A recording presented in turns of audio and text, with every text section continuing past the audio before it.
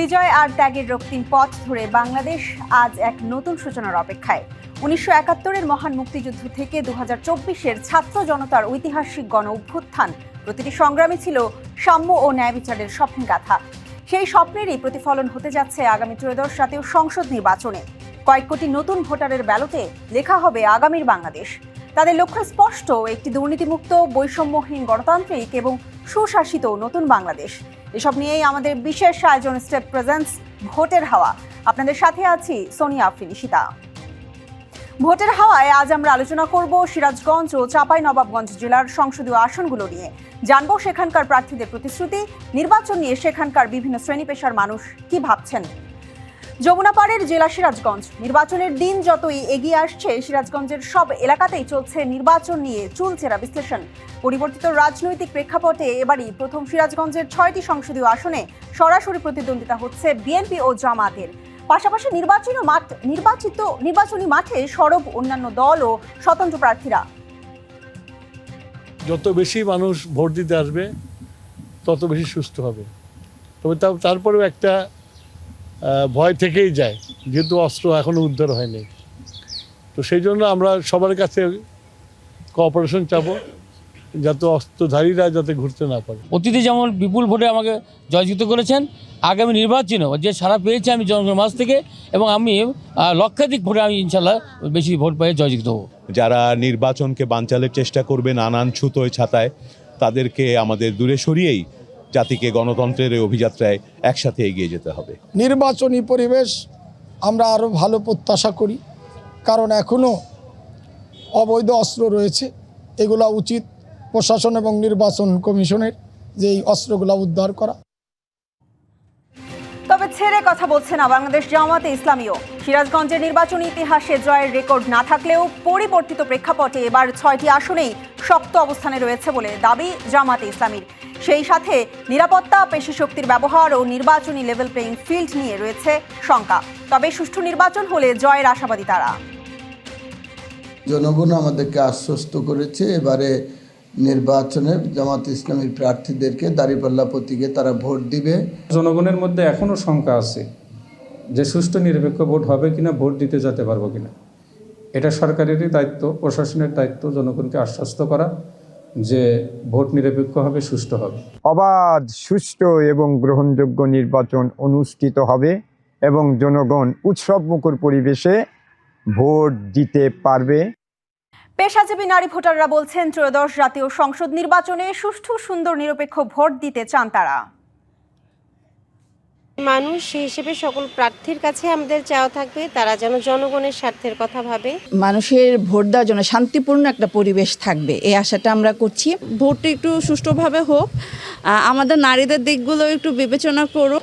নারী হিসেবে নির্বাচনের পরিবেশটা অনেক সুশৃঙ্খল, ভালো একটা পরিবেশ চাই, নিরাপত্তা। আমরা চাই যে দেশের একটা শান্তি, যেটা দেশকে ভালো রাখবে, আমরা সেটাই কামনা করি। সর্বোপরি আমরা একটা সুন্দর একটা পরিবেশ চাই, যাতে আমরা ভালো করে ভোটটা নিরাপদভাবে দিতে পারি। এদিকে জেলা রিটার্নিং কর্মকর্তা বলছেন, সুষ্ঠু নির্বাচনের ব্যাপারে পুরোপুরি প্রস্তুত প্রশাসন। তফসিল ঘোষণার পর থেকেই আমাদের নির্বাচন কমিশন থেকে সময়ে সময়ে যে নির্দেশনা এবং পরিপত্রগুলো এসেছে সেই অনুযায়ী আমরা ধারাবাহিকভাবে কার্যক্রম গ্রহণ করেছি। 12ই ডিসেম্বর থেকে বর্তমান পর্যন্ত আমাদের সিরাজগঞ্জ জেলার আচরণ বিধিমালা প্রতিপালনের সার্বিক কার্যক্রম অত্যন্ত সন্তোষজনক। ভোটের হাওয়ায় সিরাজগঞ্জ থেকে আমাদের সাথে যুক্ত হচ্ছেন সুশাসনের জন্য নাগরিক সুজনের জেলা সভাপতি শওকত আলী। জনাব শওকত আলী, আপনাকে স্বাগত জানাচ্ছি আমাদের আজকের স্টেপ প্রেজেন্স ভোটের হাওয়ায়। শুরুতে আপনার কাছে জানতে চাই যে ত্রয়োদশ জাতীয় সংসদ নির্বাচনের মাধ্যমে সুশাসন কতটা প্রতিষ্ঠিত হবে বলে মনে করছেন? ডিবিসি বাংলাকে ধন্যবাদ। আমি সুশাসনের জন্য প্রচার অভিযান সুজনের জেলা সভাপতি শওকত আলী বলছি। আমরা প্রত্যাশা করি যে এবারের ভোট নিরপেক্ষ হবে এবং সর্বকালের সর্বসুন্দর ভোট হবে। আমাদের প্রধান উপদেষ্টা মহোদয় যে কথাটা বলেছে, আমরা তার উপর বিশ্বাস রাখতে চাই। আমরা বিশ্বাস রাখতে চাই যে এই ভোট হবে আনন্দমুখর এবং নিরাপদ। সকল ভোটার নিরাপদে ভোট কেন্দ্রে যাবে এবং তারা আনন্দের সাথে ভোট দেবে, আমরা এই প্রত্যাশা করি। সেই সাথে আমরা আরো প্রত্যাশা করি যে জনগণের যিনি কাজ করবে, জনগণের কথা ভাববে, জনগণের স্বার্থের কথা চিন্তা করবে, সেই যেন নির্বাচিত হয়, জনগণ তাকেই ভোট দেবে, এটা আমাদের প্রত্যাশা। জি শওকত আলী, আপনার কাছে একটা প্রশ্ন ছিল যে সুশাসনের জন্য নাগরিকের সভাপতি হিসেবে আপনার কাছে আমি যেটা জানতে চাই যে ত্রয়োদশ জাতীয় সংসদ নির্বাচনের মাধ্যমে যারা নির্বাচিত হয়ে আসবেন তাদের মাধ্যমে আসলে সুশাসন কতটুকু প্রতিষ্ঠিত হবে? কতটুকু প্রতিষ্ঠা হবে এটা তো নির্বাচনের পরে বলা যাবে। এখন তো আমরা মনে করছি যে 5 আগস্টের পরবর্তীতে বাংলাদেশের সকল চিন্তা পরিবর্তন হয়েছে, মানুষ যেমন সচেতন হয়েছে, রাজনৈতিক নেতৃবৃন্দ তারাও বুঝতে পেরেছে যে এই দেশের জনগণের স্বার্থে কাজ করতে হবে, জনগণের পক্ষে কাজ করতে হবে, তা না হলে এই দেশে দীর্ঘ সময় ক্ষমতায় থাকা যাবে না, নন্দিত হওয়া যাবে না, নিন্দিত হইতে হবে। তো আমরা প্রত্যাশা করছি যে নির্বাচিত সরকার যেন জনগণের জন্য কাজ করে এবং দেশের সুশাসন প্রতিষ্ঠা করে, এবং সুশাসন প্রতিষ্ঠার জন্য প্রত্যেকটা দলই যেন সুনাগরিক গড়ে তোলার কাজ করে এবং দেশ যেন সুশাসন প্রতিষ্ঠা হয়, আমাদের সেটাই প্রত্যাশা। জি শওকত আলী, আপনাকে অসংখ্য ধন্যবাদ আমাদের স্টেপ প্রেজেন্স ভোটের হাওয়ায় সময় দেবার জন্য। নির্বাচনে কি ভাবছেন সিরাজগঞ্জের নানা শ্রেণী পেশার মানুষের কথা জানাতে যুক্ত হচ্ছেন সহকর্মী খালিদ হৃদয়। খালিদ হৃদয়, আপনার মাধ্যমে জানতে চাই যে সিরাজগঞ্জের সাধারণ মানুষ কি ভাবছেন ত্রয়োদশ জাতীয় সংসদ নির্বাচন নিয়ে, কেমন প্রতিনিধি চান তারা?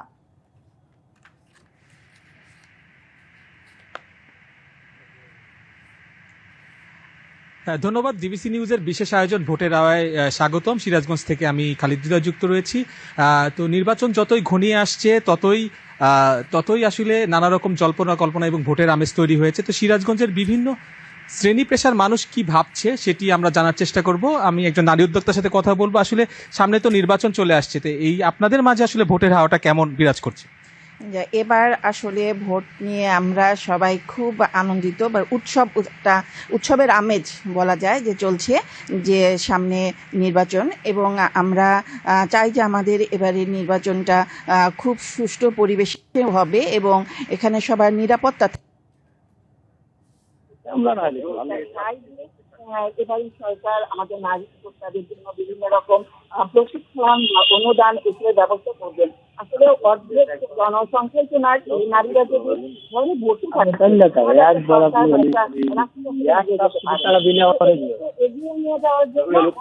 রাষ্ট্র কখনো এগিয়ে যেতে পারে না। তো এদেরকে এগিয়ে নিয়ে যাওয়ার জন্য আগামীতে এই যে সরকার আসবে সে কাজ করবে, আমার এটা প্রত্যাশা। জি, অনেক ধন্যবাদ। আপনি তো একজন সাংস্কৃতিক অঙ্গনের মানুষ, তো আসলে সাংস্কৃতিক জগতে আসলে সামনে নির্বাচনকে নিয়ে কি চিন্তা ভাবনা রয়েছে একটু জানাবেন। আপনি জানেন যে ত্রয়োদশ জাতীয় সংসদ নির্বাচনকে কেন্দ্র করে কিন্তু এখন উৎসবের আমেজ বিরাজ করছে। তো আমরা যারা সাংস্কৃতিক কর্মী আমাদের মধ্যে কিন্তু উৎসব রয়েছে, কারণ আমরা বিভিন্ন প্রার্থীর পক্ষে কিন্তু সাংস্কৃতিক কর্মী তারা গান বাজনা করছে, এবং এখন তো আসলে ডিজিটাল যুগ, গান পরিবেশনের মাধ্যমে ক্যাম্পেইন হচ্ছে, সেখানে আমাদের সাংস্কৃতিক কর্মীরা রয়েছে। তো আমরা চাই যে সরকারি আসুক না কেন, এই তৃণমূলে যারা জেলা পর্যায়ে সাংস্কৃতিক উন্নয়নে যাতে তারা ভূমিকা রাখে এবং তৃণমূলের সাংস্কৃতিকদের যাতে তাদের সাংস্কৃতিক কমপ্লেক্স বা অনুদান দিয়ে উদ্বুদ্ধ করে, এইটাই আশা করি আমরা। জি, অনেক ধন্যবাদ আপনাকে অনেক ধন্যবাদ। আপনি তো একজন শিক্ষক, তা আসলে শিক্ষক সমাজ আসলে কেমন নির্বাচন দেখতে চাচ্ছে আগামী ত্রয়োদশ জাতীয় সংসদ নির্বাচন? ত্রয়োদশ জাতীয় সংসদ নির্বাচনে শিক্ষকদের প্রত্যাশাটা আসলে অনেক বেশি থাকে, কিন্তু তারপরে তাদের দায়িত্বের কিছু সীমাবদ্ধতা থাকার কারণে তারা হয়তো ভোট দিতে পারে না। আমি হয়তো পারবো না, কিন্তু আমার কিছু প্রত্যাশা আছে। নতুন সরকার যেই আসুক সে যেন অবশ্যই শিক্ষাক্ষেত্রে যে একটা বাজেট, সেটা যেন এশিয়া মহাদেশে যে বাজেটটা থাকে আর কি, যেন সেটাই হয় 4 থেকে 6%। আমি চাই এটা যেন 6-এর বেশি হয়, কারণ বিগত সময় ধরে আমরা দেখেছি যে সরকারি ক্ষমতায় আসুক তারা শিক্ষকদের কোনো আশাই আসলে ওইভাবে পূরণ করেনি, তার কারণে তাদেরকে নানান সময় আন্দোলনে যেতে হয়েছে। আমরা আর এই আন্দোলনে যেতে চাই না আর কি, এটাই আমার পরবর্তী সরকারের কাছে প্রত্যাশা। জি, অনেক ধন্যবাদ আপনাদের। যে শুনছিলেন আসলে এই আগামী নির্বাচন নিয়ে সিরাজগঞ্জের যে বিভিন্ন শ্রেণী পেশার মানুষ রয়েছে তারা কি ভাবছেন, এতক্ষণ সেটি আমরা জানছিলাম। আপনাকে অসংখ্য ধন্যবাদ স্টেপ প্রেজেন্স ভোটের হাওয়ায় যুক্ত হওয়ার জন্য। স্টেপ প্রেজেন্স ভোটের হাওয়ায় নিচ্ছে একটি বিরতি, সঙ্গে থাকুন। ত্রয়োদশ জাতীয় সংসদ নির্বাচনকে সামনে রেখে চাঁপাইনবাবগঞ্জ জেলার 5টি উপজেলার 3টি সংসদীয় আসনের পাড়া, মহল্লা, হাট, বাজার, গ্রামগঞ্জে ভোটারদের দাঁড়ে দাঁড়ে ঘুরে বেড়াচ্ছেন মনোনীত প্রার্থীরা। ভোটারদের দিচ্ছেন নানা প্রতিশ্রুতি। 3 আসনেই বিএনপি জামাত নির্বাচনের মাঠে ভোট যুদ্ধে লড়ছেন। কি বলছেন বিএনপির প্রার্থীরা, কি তাদের প্রতিশ্রুতি, চলুন জেনে নেই। উল্লপুর এই 3 ইউনিয়নে সিরিয়াস নদী ভাঙন আছে। এই জন্য সবার আগে আমার প্রচেষ্টা হচ্ছে এই নদী ভাঙন রোধ করতে হবে এবং নদীর কুল বাঁধতে হবে। মানুষ এখন ভোট দেওয়ার আকাঙ্ক্ষা নিয়ে অপেক্ষায় আছে। নির্বাচনের দিন মানুষ আশা করি যে আনন্দ ফুর্তির মধ্যেই তারা ভোট কেন্দ্রে যাবে এবং তারা তাদের পছন্দের প্রার্থীকে ভোটদান করবে। এদিকে জামাতে ইসলামী ও দলটির জোট সঙ্গীরাও মাঠে আছেন নানা প্রত্যাশা প্রতিশ্রুতির ফুলঝুরি নিয়ে। জেনে নেই তারা কি বলছেন। আলহামদুলিল্লাহ, জনগণের মধ্যে যথেষ্ট সাড়া আছে আশাবাদী নির্বাচনের ব্যাপারে, এবং প্রত্যেকের একটাই বক্তব্য, জনগণ একটা নতুন অবস্থা দেখতে চাই, নতুন মুখ দেখতে চাই। চাঁপাইনবাবগঞ্জে একটা আমরা বিজ্ঞান ও প্রযুক্তি বিশ্ববিদ্যালয়ের আমরা দাবি করছি এখানকার তরুণ এবং যুবকরা যাতে করে আগামী দিনে উচ্চ শিক্ষার জন্য সুযোগ পান। সন্ত্রাস দুর্নীতি মুক্ত বাংলাদেশ গড়ার জন্য আমাদের শায়েখ চরমনায়ের যে আহ্বান, সে আহ্বানে সাড়া দিয়ে আমরা সারা বাংলাদেশ ব্যাপী এই নির্বাচনে অংশগ্রহণ করেছি। এ পর্যায়ে জেলার নির্বাচনী আইন শৃঙ্খলা পরিস্থিতি নিয়ন্ত্রণে প্রশাসনের প্রস্তুতির কথা জেনে নেব। এই নির্বাচনকে উৎসবমুখর করার জন্য আমাদের প্রচারণা চলছে বিভিন্ন, এবং শীঘ্রই আগামী 6 তারিখ আমাদের ভোটের গাড়ি আসবে প্রত্যেকটা উপজেলায় ভোটারদের মধ্যে উৎসাহ তৈরি করার জন্য, এবং এর বাইরেও যৌথ সভা আমরা করব উপজেলা এবং জেলা পর্যায়ে ভোটারদের উদ্বুদ্ধ করার কারণে। এই পর্যায়ে যুক্ত হচ্ছেন সুশাসনের জন্য নাগরিক সুজনের জেলা সাধারণ সম্পাদক মনোয়ার হোসেন জুয়েল। জনাব মনোয়ার হোসেন জুয়েল, আপনাকে স্বাগত জানাচ্ছি আমাদের আজকের স্টেপ প্রেজেন্স ভোটের হাওয়ায়। শুরুতে আপনার কাছে জানতে চাই, ত্রয়োদশ জাতীয় সংসদ নির্বাচন নিয়ে প্রত্যাশা কি? ত্রয়োদশ জাতীয় সংসদের নির্বাচন যেটা আমরা দীর্ঘদিন ধরে চাই, এবং আমরা সুজন সুশাসনের জন্য নাগরিক যে কাজটা আমরা করছি সেটা হচ্ছে আমরা গণভোট নিয়ে কাজ করছি, আমরা হ্যাঁ ভোট নিয়ে কাজ করছি। আমরা চাই দেশের পরিবর্তন আসুক, শাসন ব্যবস্থাটা আর যেন ফ্যাসিস্ট বা কেউ দানবীয় আকারে এই রাষ্ট্রটাকে দখল করতে না পারে। আমরা চাই জনগণ, এই দেশের মানুষই যেন এই দেশের ক্ষমতাকে প্রক্রিয়া করতে পারে এবং তারাই অংশগ্রহণ করতে পারে। এই শাসনভার যেন জনগণের মতামতের ভিত্তিতেই পরিচালিত হয়, সেই জন্য আমরা সুজন সুশাসনের জন্য নাগরিক কাজ করছি। এবং পাশাপাশি বিশেষ করে গণভোট নিয়ে আমরা বৃহত্তর কর্মসূচি হাতে নিয়েছি। আমরা জনতার মুখোমুখি একটা প্রোগ্রাম করতে চাই, যে প্রোগ্রামের মাধ্যমে জনপ্রতিনিধি যারা চাঁপাইনবাবগঞ্জ 3 আসনের। মনোয়ার হোসেন, আপনার কাছে জানতে চাই যে গণভোট নিয়ে কথা বলছেন আপনি, এই যে ত্রয়োদশ জাতীয় সংসদ নির্বাচনের আর কয়েকদিন মাত্র বাকি আছে, আপনার কাছে জানতে চাই যে এই গণভোট নিয়ে আসলে সাধারণের মধ্যে যেই ধারণা সেটি কতটুকু প্রতিষ্ঠিত হবে? দেখেন, আমরা যখন যেখানেই কথা বলছি, যে মানুষগুলোর সাথে কথা বলছি, তারা সবাই কিন্তু পরিবর্তন চাই, সবাই কিন্তু গণভোট নিয়ে আকাঙ্ক্ষিত। কিন্তু কেন যেন একটা চাপা গম্ভীরতা রয়েছে গোটা দেশে, কেন যেন সবাই মন খুলে, প্রশাসন বলেন বা যে অর্গানগুলো বা নির্বাচন কমিশন বলেন, গণভোট নিয়ে কিন্তু সেরকম কর্মসূচি আমরা তাদের মধ্য থেকে চোখে পড়ছে না। বিশেষ করে যে রাজনৈতিক দলগুলো নির্বাচনে অংশগ্রহণ করেছেন তাদের মধ্যে গণভোট নিয়ে অনেকটা আকাঙ্ক্ষা নাই খুব একটা। তবে সাধারণ জনগণের মধ্যে গণভোট নিয়ে আকাঙ্ক্ষা আছেন, তারা গণভোট দিতে চান, তারা তাদের যে সংবিধানটাকে তৈরি করতে চান, রাষ্ট্রের যে কাঠামো বিনির্মাণ করতে চান, এই ক্ষেত্রে তাদের মানে একদম সরাসরি সহযোগিতা রয়েছে, তাদের আকাঙ্ক্ষা রয়েছে। এটাই আমরা অসংখ্য ধন্যবাদ মনোয়ার হোসেন জুয়েল আপনাকে আমাদের সময় দেওয়ার জন্য। নির্বাচন নিয়ে কি ভাবছেন চাঁপাইনবাবগঞ্জের নানা শ্রেণী পেশার মানুষ, সে কথা জানাতে যুক্ত হচ্ছেন সহকর্মী জহুরুল ইসলাম জহুর।